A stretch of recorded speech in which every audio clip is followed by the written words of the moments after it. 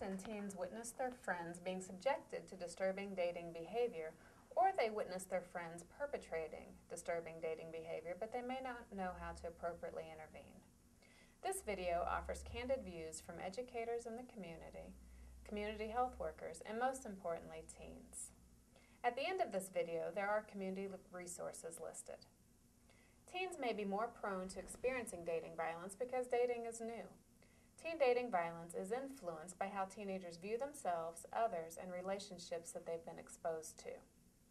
Unfortunately, society and the media have portrayed unhealthy versions of gender roles that can be difficult for teenagers to navigate. As an example, young men may believe they have a right to control their girlfriends. Young men may confuse masculinity with aggressiveness. And young men may believe that they have a right to a sexual relationship.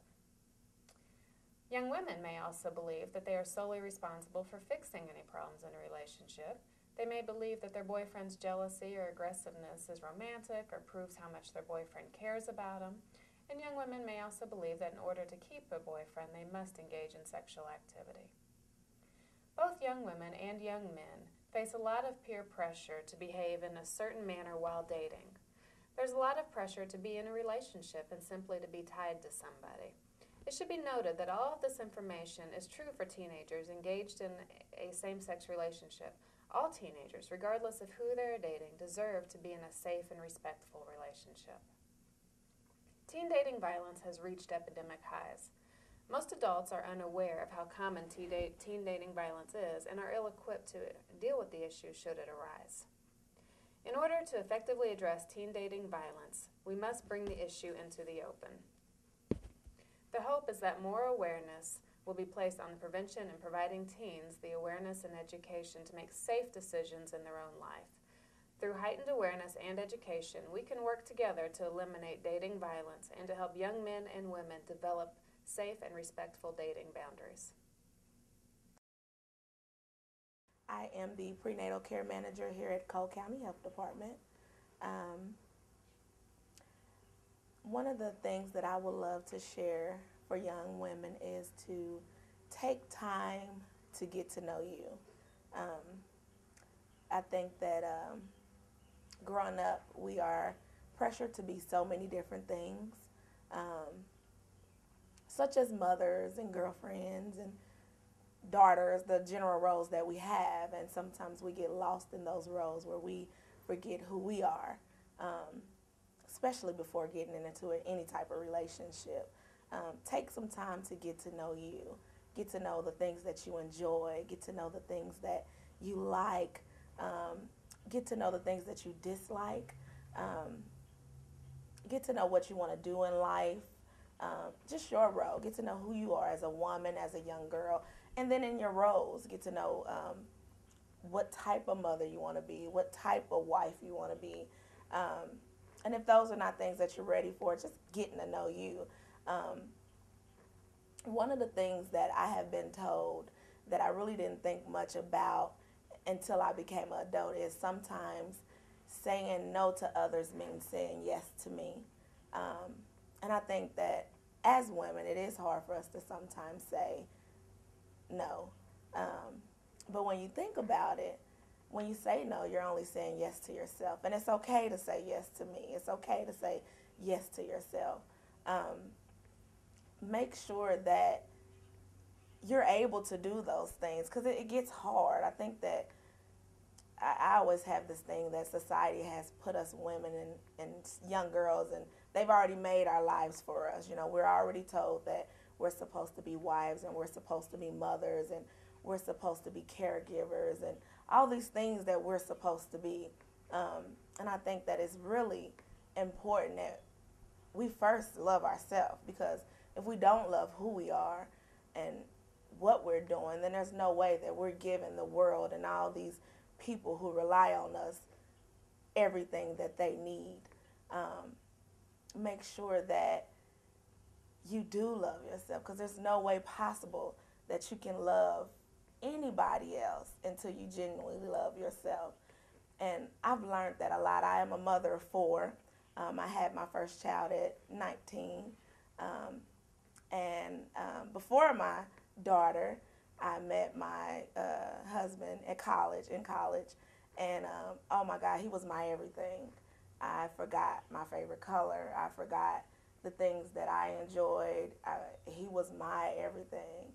Um, and then I started to slowly gain myself again, and it took time. But then I had my daughter, and she became my life. She became my everything. She became what I slept, what I ate, what I did, and I completely lost myself. And even though I looked around my house and everybody seemed to be perfectly fine, they were not, because I was not giving them my all, because I had lost who I was. And that's why I always say, or that's why I started off saying how important it is to know who you are, and to love you and all of you, because you can so easily get lost in relationships, especially as young girls. Um, we're all so boy crazy at times, and being in relationships and being with someone always sometimes seems like the thing to do, but then we disappear. We lose ourselves, and everything becomes about that person. Um, and so it's that right there, to me, is the most important thing any woman should know, or a young girl should know, especially early, is because it all falls on you. We have the power. We have the power to say yes. We have the power to say no. We have the power to take time, and if you want to just go through life and go get your education before you get involved in a relationship, and have your own life. That's something that I did not do. Like I said, I met my husband at 19, 17 actually, and we kind of started off on that road, and I've never lived on my own. So that's something that I don't want to wish it, but if my relationship didn't work, that's a lesson that I would have to learn all over. Is being able to live on my own, being able to be completely independent and paying my own bills, and just being able to enjoy my own company. I've always been surrounded by my husband or my kids, and so that is something that is important. It's being able to be you, be by yourself, enjoy you. When I was about, I say 21, around the time when I had my daughter, like I said, I've always been that type of person who has kind of taken care of everybody. And I met this lady, and she was the same age as me, one of my best friends. And she noticed that I didn't get my driver's license until I was 25. And so I depended on my fiance a lot. And she thought that was like probably one of the most weirdest things, is that I didn't even know how to drive. But I was amazed at her, because she didn't have kids, but she was just so independent. And I would call her and be like, "Girl, what are you doing?" And she would be out eating at the restaurant by herself. And I'm like, how can anybody go and eat by themselves or go to the movies by themselves? Now I can do those things because I enjoy me. I enjoy having time to myself. I enjoy being with me. I love all of me. There's some things that, we all have our flaws, or things we don't like about ourselves. But I love all of me, and I enjoy that time that I have to myself. I enjoy being able to sit by myself and think. I don't always need fans or cheerleaders. We walk around with these big cliques, and some of us don't know who we are outside of those cliques. Who are you? Who is that girl inside? Make sure you have your own identity. Make sure that you love yourself. And it seems hard, but there was times growing up, I remember as a young child, I struggled with a lot. And I remember wanting so much attention from my mom that I would get these yellow sticky notes, and I would put "I hate myself" all over the walls just to get attention from my mother. And as I grew up, I just realized that some things nobody else can do for us. Some things we have to do for ourselves. There's not always going to be somebody that's going to look you in your face and tell you that you're beautiful every morning. There may be days when no one ever compliments you, but you have to learn how to be your own cheerleader. And, as I got older, I remember that there were times where I had to actually literally go in front of the mirror and tell myself how beautiful I am, because there's going to be times when nobody's going to tell you that. And I think that's why some of us, when I was younger and guys would always come up to me and tell me how cute I was, I fell for them because they thought I was beautiful. And nowadays, a man can tell me I'm cute, and I'm like, thank you, but I already know that. It doesn't do anything for me. I don't need validation from anybody because those are the things that I've internally done for myself. And it may take going in front of a mirror every morning telling yourself that I love me and I'm beautiful, and pointing out the things that you love about yourself. I love my eyes. I love my nose.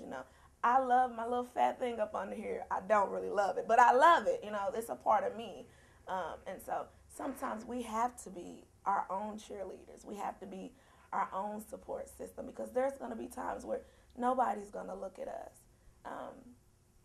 And so I hope that you take all of this and take it to heart because it's important. It's important for us as women to all stick together. Oh, that's another thing. Us girls and women, we're so cliquish and divided and separate. And if we all stuck together and hugged each other and told each other, how much we loved each other, and all the things that we knew that can help somebody else, we would be a much better group of women. I think women are so divided now. We're worried about whose shoes look the cutest or whose hair is the best, and we all just complimented each other and stopped hating. I guess that's the word you teens use on one another. I think that us women would be a better group of women. I wish you all the best. If I can leave you with anything, it would be saying no to others sometimes means saying yes to you. And it's okay to say yes to you. Thank you.